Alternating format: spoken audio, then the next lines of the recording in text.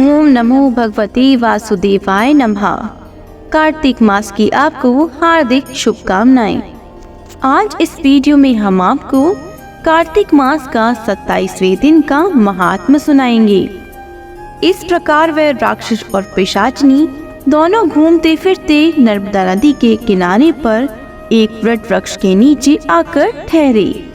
उस वट वृक्ष पर गुरु का निंदक एक राक्षस रहता था। उन दोनों को वहां पर आया हुआ देखकर वह कहने लगा कि अरे तुम कौन हो और किस पाप से इस दशा को प्राप्त हुए हो। तब राजा ने अपना और पिशाचनी का सारा वृत्तांत सुनाकर कहा, अब आप अपना वृत्तांत कहिए, क्योंकि हम और आपस में आज से मित्र हो गए हैं, इसलिए मित्र से कुछ भी छिपाना नहीं चाहिए।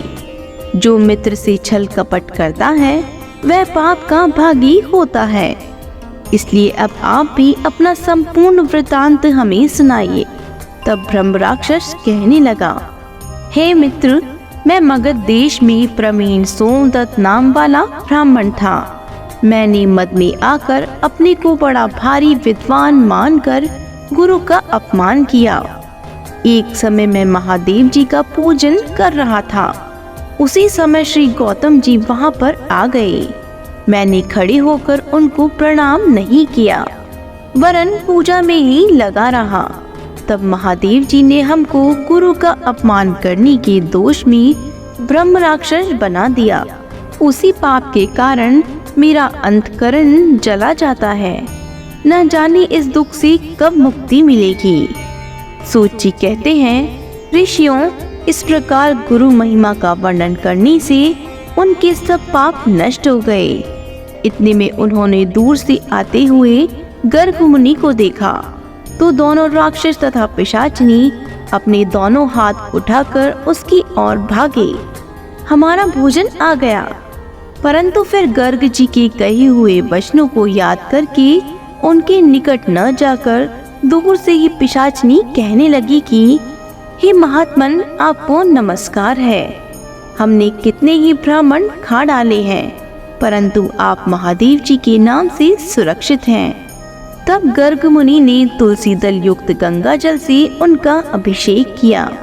अभिषेक होते ही वे राक्षस देह से मुक्त होकर देव रूप हो गए। पुत्र युक्त ब्राह्मणी और सोमदत्त विष्णु रूप होकर गर्ग जी की स्तुति करते हुए विष्णु लोक को चली गई और कल्माशपाद अपने रूप को प्राप्त होकर सोच में पड़ गया। उसको इस प्रकार सोच में पड़े देखकर गुप्त रूप सरस्वती जी बोली कि हे राजन, तुम सोच में मत पड़ो। राज्य सुख भोगने के बाद अंत में तुम भी विष्णु लोक को प्राप्त हो जाओगे। इन वचनों को सुनकर राजा आनंदित हो गया। तत्पश्चात अनेक भोगों को भोगकर अंतकाल में मोक्ष को प्राप्त हुआ।